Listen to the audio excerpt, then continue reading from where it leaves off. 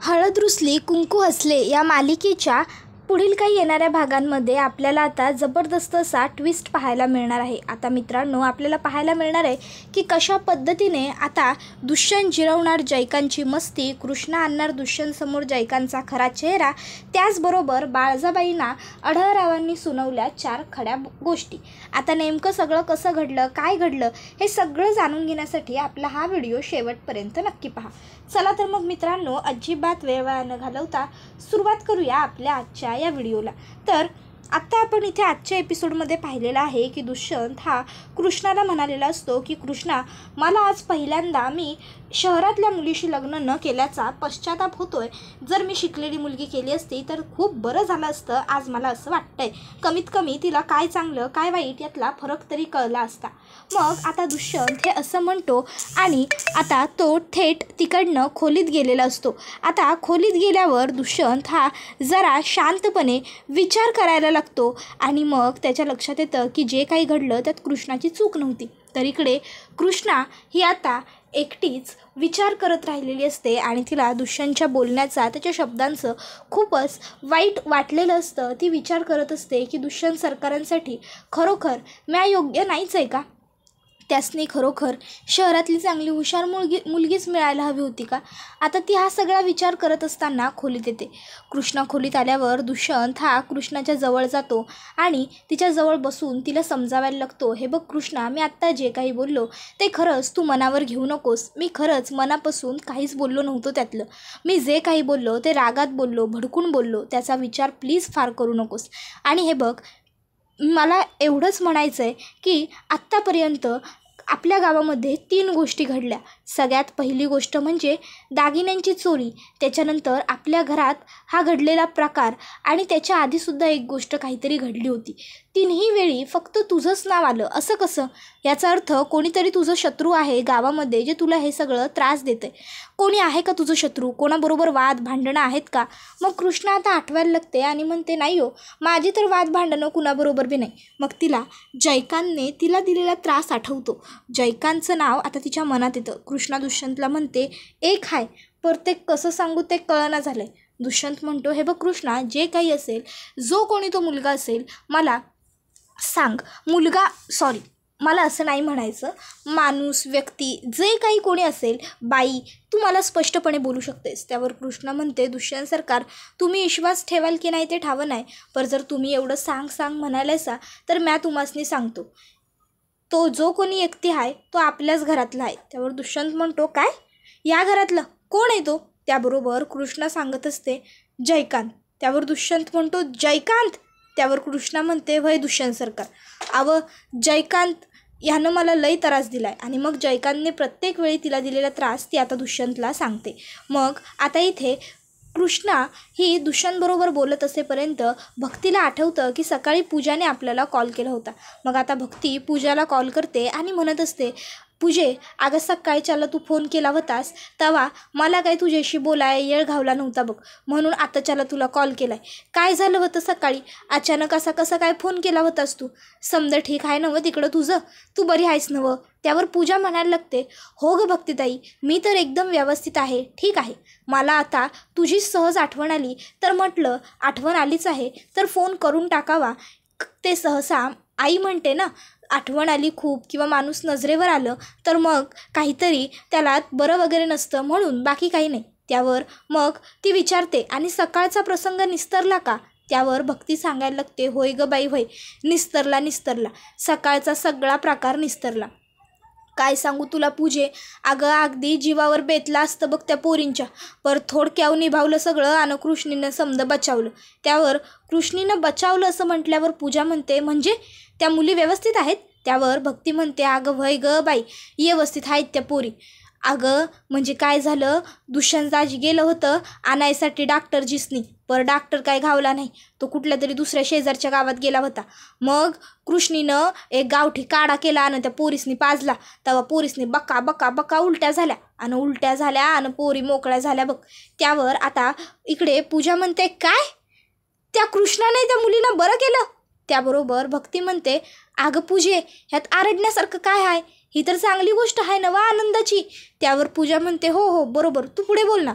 मग भक्ती सांगायला लागते की अगं काय माहिती कृष्णीला तो काढा कुणी शिकवला होता का तिला कसा कळला, पर तिनं जो काढा केला तो पोरीसनी मग आम्ही दोघींनी मिळून पाजला आणि मग पोरीसनी उलट्या झाल्या, मग त्यासनी बरं वाटू लागलं, मग आम्ही त्यासनी इस्पितळात ॲडमिट केलं. डॉक्टरजी म्हणालं की 24 तास ते काय ते अब्ज त्यावर लगेच ऑब्झर्वेशन. त्यावर ती म्हणते हां त्याच्यात ठेवायचं आहे. त्यावर पूजाला आता खूपच जास्त राग आलेला असतो कृष्णाचा, कारण कृष्णाने पुन्हा एकदा पूजाचा सगळा प्लॅन फ्लॉप केलेला असतो. आता भक्ती म्हणते अगं तू काही बोलत का नाही आहेस पूजे. त्यावर पूजा म्हणते मी नाही काही नाही ताई, मी ऐकते, तू बोल ना. ऐकत होते ग मी.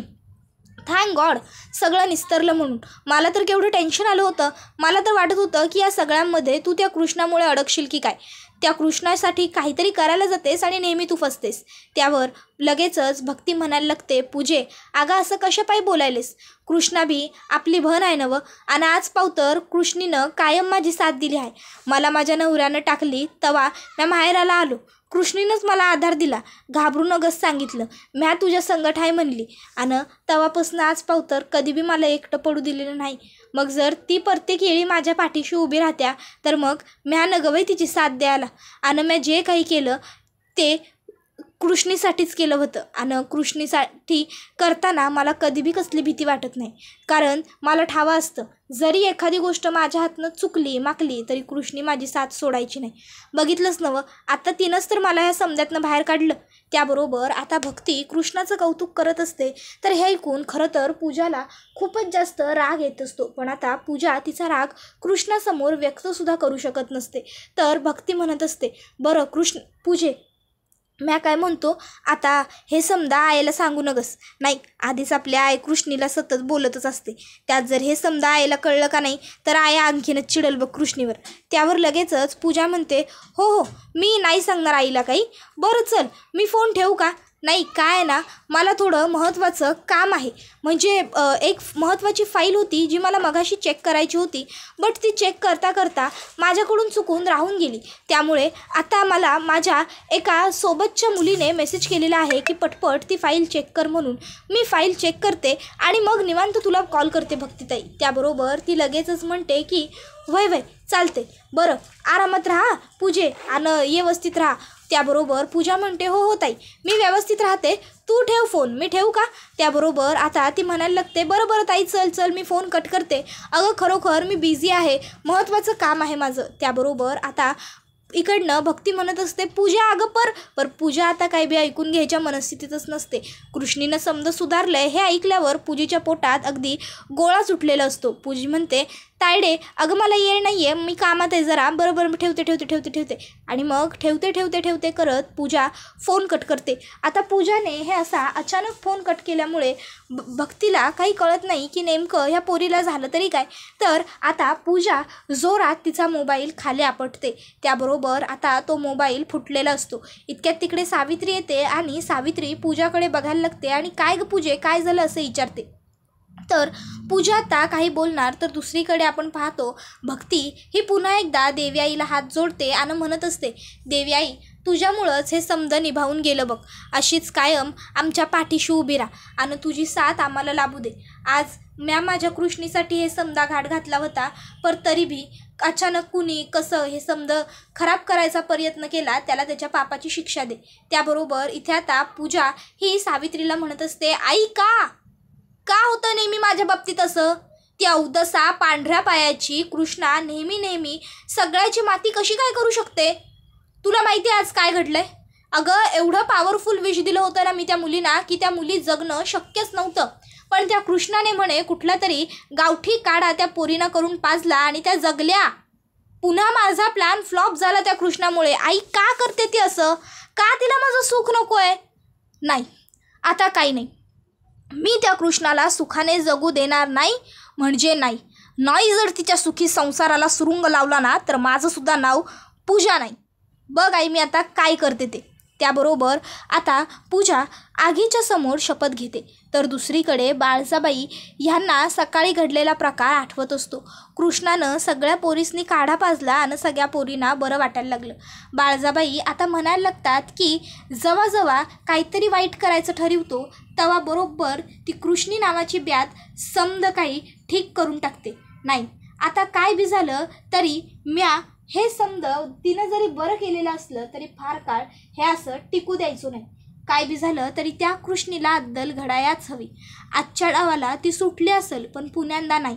आज त्या पोरींचा जीव वाचवून ती स्वतःला लई शहाणी समजत असेल, पर पुण्यांदा म्या तिला अशा एखाद्या कारनाम्यात अडकवन का नाही की कृष्णीच काय तिचा बा जरी वरनं खाली आला तरी तो बी तिला ह्या समजातनं सोडवू शकणार नाही. म्या माझ्या दुष्यांच्या आयुष्यात आणि माझ्या या रांगडे पाटलांच्या महलात त्या अवदशीला राहू द्यायचो नाही म्हणजे नाही. ह्या बाळजाचा शबूत आहे आणि बाळजा बोललेलं पुरं करतीच. तर आता दुसरीकडे मैनावती ही गणपत आणि जयकांतला म्हणत असते, समदा डाव हुकला बघा आपला. जर त्या कृष्णीनं थोडक्या पायी अक्कल चालवली नसती नवं आणि त्या पोरीसनी ते औषध बिवषध काय पाजलं नसतं नवं, काढा काय तो, तर त्या पोरी गचकल्या असत्या. आणि जर एकदा का त्या पोरी गचकल्या असत्या की मग त्या बाळजाचं आपण चांगलाच बाजार उठवला असता. लई तोरा मिळवलाय नव्हा आज पावतर तिनं माझ्यावर. थोरली जाव थोरली जाव थोरली जाव म्हणून कायम समदा मान तिलाच मिळत गेला. आणि घरात बी कायम तिच्याच नावाचा डंका पिटला. तिच्या लेकाला काय तर म्हणे सण होत नाही धूळ माती आणि माझ्या लेकराला गावात राबवून घेत्या होय. समद्याचा उठका रेटका काढणार होतो बघा मी. त्याबरोबर जयकांत म्हणत असतो, अगं भय ग मम्मी, माझ्या बी मनात लई साठून आहे. माझ्या थोबाडीत मारली आहेत 4-5 वेळा त्यांना.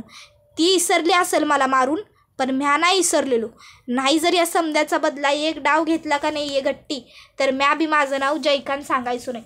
त्याबरोबर आता लगेचच इकडे गणपत म्हणायला लागतो, जर त्या पोरी गचाकल्या असत्या का नाही तर मग त्या बाळजाबाईचा समदा कार्यक्रम आपण एकदम सिस्टमॅटिकली आटोपला असता.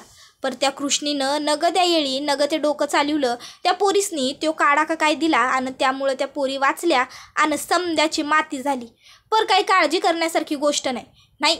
एक डावातनं जरी ती वाचली असली बाळजा तरी बी पुण्यांदा त्या कृष्णीला अडकवायसाठी ती दुसरा डाव रचणारच.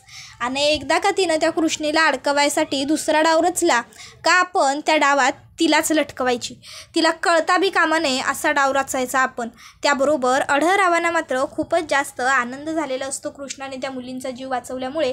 त्यामुळे आता मग ते बाळजाबाईंकडे येतात आणि त्यासनी तर हे ठावं असतंच की बाळजाबाई नाराज असणार, बाळजाबाईसनी हे समजा आवडलेलं नसणार. मग आता ते लगेच बाळजाबाईंना म्हणायला लागतात, बघितलं सा नवं 5 गावच्या सरपंच बाई, आमच्या सुनबाईंनी कशा शितापीनं त्या समद्या पोरींचा जीव वाचवला तो.